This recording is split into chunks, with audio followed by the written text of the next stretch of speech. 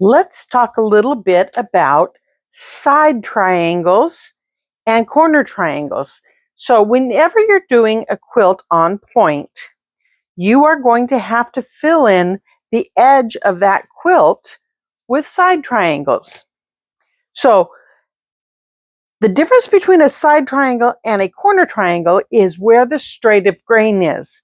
So when you're doing a side triangle, you really want your straight of grain, the part that doesn't pull, right here. See, that one doesn't stretch. This is your bias. You don't want your bias on the outside edges because then your quilt can get a little bit wonky. It can get stretched out and a little wonky. So for this one, we want our biases to be on the inside of our side triangles and the straighted grain being on the outside. So in order to do that, there's a quick formula. You can measure the size of your finished block. In our case, the measured size is 8.5. I'm grabbing one and bringing it over here. So we have an 8.5-inch block. And so we are going to take that 8.5. Right now it's bigger than that. Right now it's a 9-inch, but our finished size is going to be 8.5. You're going to take that and you're going to multiply it by 1.414. And then you're going to add the seam allowance of 1.25. Now, that's a lot of numbers to remember.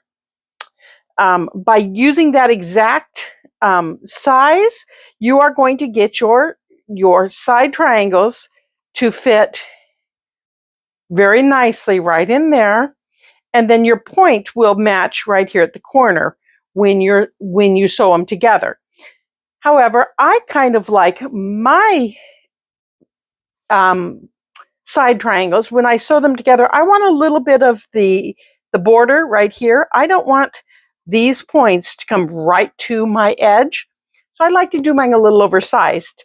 So instead of the 1.414, I take my finished size of 8.5, I multiply it by 1.5, and then I add 1.5. So with our 8.5, my figuring came out just a little bit bigger than 14 inches. So I cut it at 14 inches, knowing that gives me a little wiggle room. Okay, so I have a 14-inch block, and then I'm going to cut it twice diagonally. So I have 4 side triangles out of each block.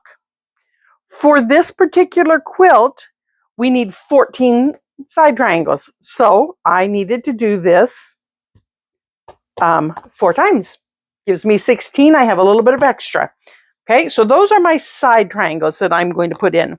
Now for your corner triangles, the ones right at the very top, this is going to be the outside of your quilt. Right here, you're going to have this as your top corner and your bottom corners. So you do not want the bias on the outside edge. You want the bias here, and it'll stretch a little bit. So for this one, you're going to take your finished quilt block and you're going to add somewhere between 0.875, which is 3/4 of an inch, to 1.25 inches. Again, I kind of like mine to float a little bit, so I usually add about 1 inch. So this one would then be instead of an 8.5, it'd be a 9-inch block, 9.5-inch block.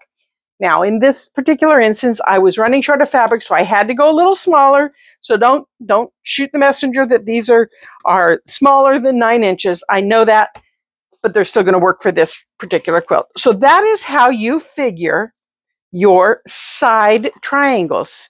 Now we'll take them over there and we'll get started sewing them all together.